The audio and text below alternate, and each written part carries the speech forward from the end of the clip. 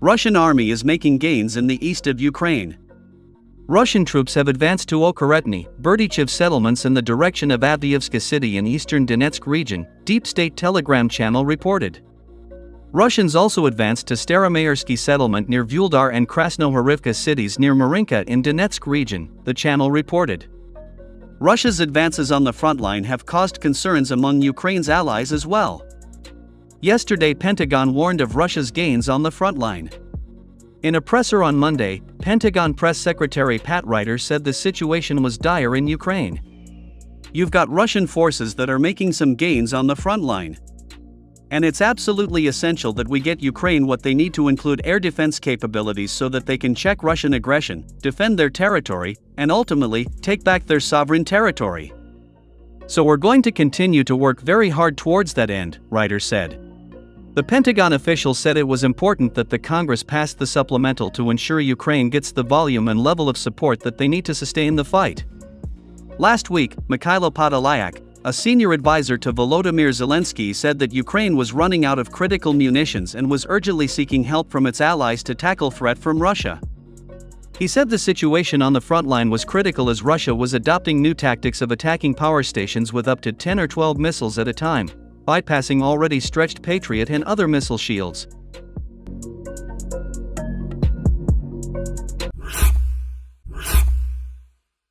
Trump.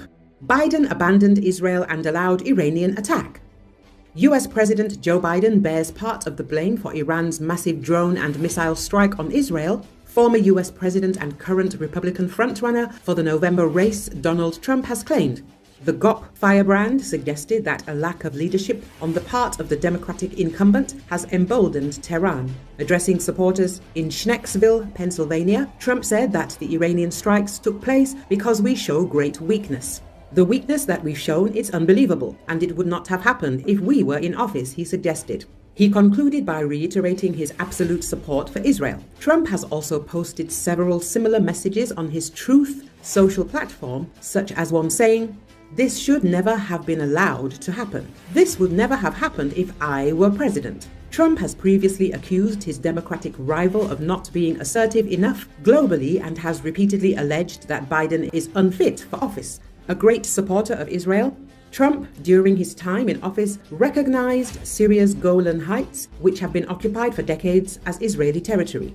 He also officially recognized Jerusalem as Israel's capital and moved the US embassy there from Tel Aviv in 2018. Speaking in Atlanta, he told reporters that President Biden had abandoned Israel. Although continuing to support Israel, Biden has of late been increasingly critical of Prime Minister Benjamin Netanyahu, citing the mounting civilian casualties in Gaza amid Israel's ongoing military campaign against Hamas. In an interview to MSNBC last month, Biden suggested that the Israeli Prime Minister was committing a big mistake with his hardline approach. Biden pointed out, however, that Washington was never going to leave Israel and would keep providing it with weaponry no matter what.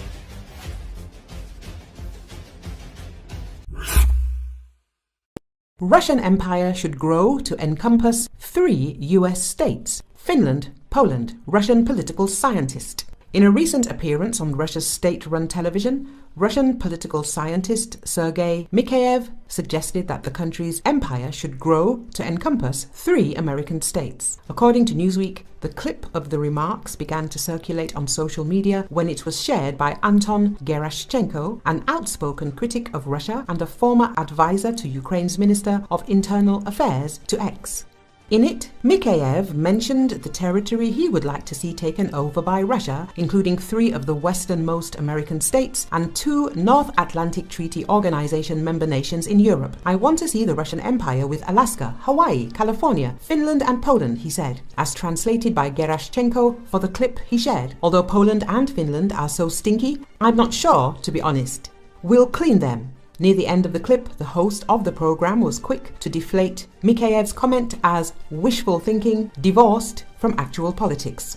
"Yes, but again, wishful thinking is one thing and actual politics is another," the host said. Gerashchenko, meanwhile, was less keen to write off the political scientist's comments as fantasy. "Russian propagandists dream about the New World Order," Gerashchenko wrote. "And you know what? They mean it. The territory now known as Alaska was colonized by Russia prior to its purchase by the United States in 1867 for the modern equivalent of around $152 million. In the wake of Russia's invasion of Ukraine in 2022 and its heightened rhetoric about attempting to annex other countries and territories, suggestions about retaking Alaska from the US have become prevalent. In a December post to social media, also translated by Gerashchenko, Russian lawmaker Sergei Mironov suggested that US oversight was weakening and alluded to Alaska while discussing land that could be taken from it. "Did you want a new world order? Here we go," he wrote. Venezuela is annexing its 24th state, Guyana Essequibo. This is happening right under the nose of the once great hegemon, USA. All that's left is for Mexico to take back Texas and the rest of the territories. It's time for Americans to think